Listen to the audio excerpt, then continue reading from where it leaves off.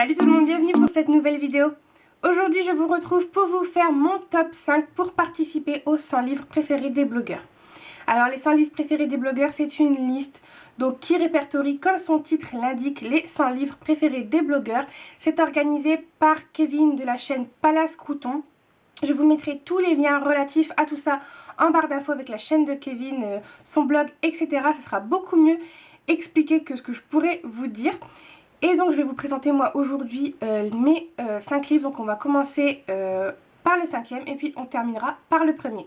Alors le 5e livre que j'ai mis dans ce top 5, il s'agit de Wonder de R.J. Palacio.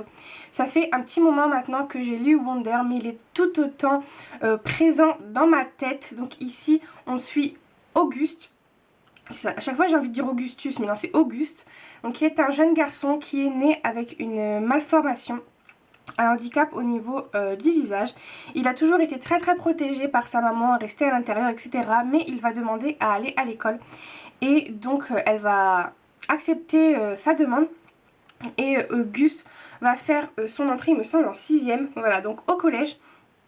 Et voilà, il va enfin affronter le monde réel. Et bien sûr aussi la méchanceté des autres, le regard des autres. Et ce livre il est vraiment très beau, c'est un très beau livre sur vraiment le respect des autres, l'impact que le regard que l'on peut porter sur quelqu'un peut avoir sur cette personne. C'est un très beau, vraiment un très beau livre, plein de tolérance. Et c'est un livre que je porte vraiment dans mon cœur, qui est pour moi à lire et qui devrait être lu comme certains dans les écoles, voilà, parce que franchement il peut que vous toucher au final. Ça nous fait vraiment tilt, ça fait un peu écho en nous, et comme quoi voilà, c'est pas parce qu'on a une malformation quelconque que l'on n'est pas normal. Et voilà, j'aime vraiment beaucoup ce livre. Et c'est pour ça que je voulais vraiment le mettre dans le top 5, parce que même si ça fait maintenant un moment que je l'ai lu, il résonne toujours un petit peu en moi, et ça serait d'ailleurs un grand plaisir de pouvoir le relire. En 5e position, j'ai mis l'une de mes sagas les plus récentes, je pense, favorites.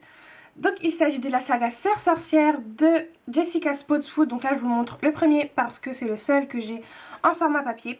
Donc c'est une trilogie et j'adore cette trilogie. J'aime beaucoup le mélange de sorcellerie et le mélange vraiment très victorien, très 18e en Angleterre, etc. C'est vraiment un super mélange détonnant. C'est plein d'action, c'est bourré de suspense. Voilà, j'adore cette série. Il faut vraiment que je lise le tome 3. Et voilà, je ne me voyais pas faire ce top 5 sans mettre cette série dedans, parce qu'elle fait vraiment partie de mes préférés aujourd'hui. On continue avec le 3e. Et là, c'est aussi une saga, parce que ce n'est pas une trilogie, il y en aura un autre, qui fait vraiment partie de mes favorites depuis le premier tome. Il s'agit du Pays des Contes. Donc là, c'est le tome 1, Le Sortilège perdu de Chris Colfer. Ça, c'est vraiment un petit bijou. Si vous n'avez toujours pas lu Le Pays des Contes, je ne sais pas ce que vous attendez. Vraiment, hier, il y avait une vente privée sur Showroom privé de chez Michel Lafon, et il y avait les 2 premiers tomes. J'espère vraiment qu'ils sont en rupture de stock et que tout le monde a sauté dessus, parce que c'est vraiment une petite merveille. Donc là, c'est vraiment une réécriture de conte, si on peut dire ça, puisque on retrouve donc 2 jumeaux, Alex et Connor, c'est ça, qui voilà, après le décès de leur père, vont se retrouver avec un vieux grimoire, et par magie ils vont rentrer dedans et vont arriver au Pays des Contes.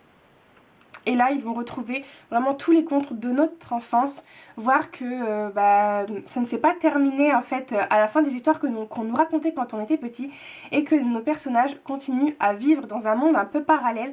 Donc voilà, on retrouve Blanche-Neige, on retrouve Cendrillon, on retrouve vraiment tous les contes, le petit chaperon rouge, il y a même Jack et le haricot magique, enfin il y a vraiment tous les contes qu'on a pu nous lire quand on était petit.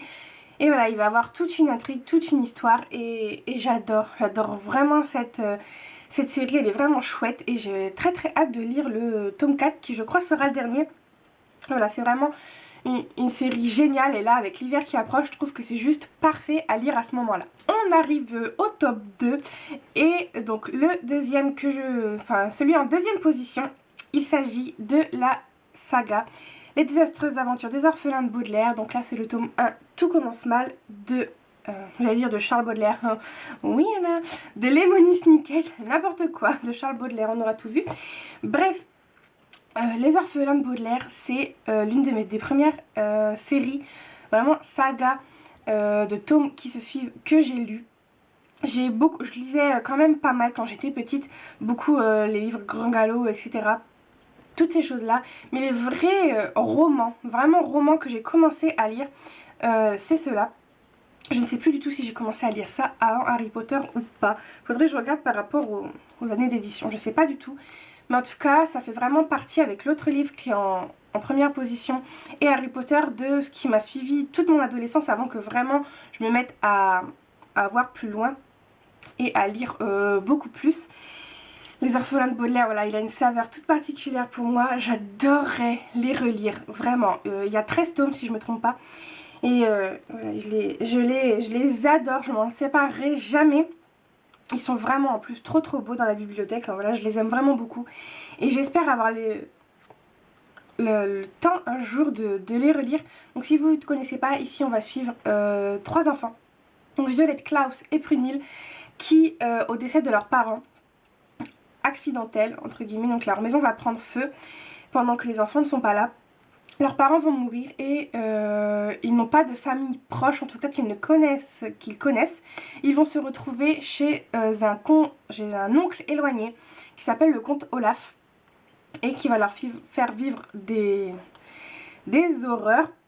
Alors c'est très jeunesse, hein, quand je dis des horreurs c'est soft, hein, mais et voilà, le comte Olaf n'est pas une très gentille personne, mais c'est une super saga que j'aime vraiment beaucoup et n'hésitez pas à vous lancer, ils sont vraiment géniaux.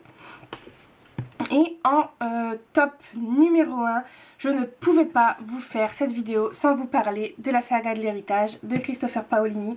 Donc là, c'est le tome 4, donc l'héritage, le tout doux dernier, le plus gros. Donc vous connaissez peut-être mieux sous le nom de Eragon, puisque c'est le nom du tome 1. Et ceux-là, c'est pareil, ils font battre mon cœur. C'est vraiment des livres que j'aimerais relire, mais c'est tellement gros pavés. Voilà, je l'aime vraiment beaucoup.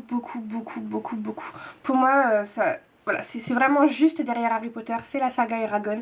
C'est que du bonheur. C'est les premiers livres de fantasy que j'ai lus, sans vraiment savoir que c'était de la fantasy avant, mais c'est vraiment les tout premiers que j'ai lus. Cette histoire de ce jeune palefrenier, donc ce jeune homme qui, à 17 ans, a perdu ses parents. Il vit avec son oncle et son cousin. Son cousin va partir à la ville pour essayer de gagner sa vie. Il va se retrouver tout seul à la ferme avec son oncle.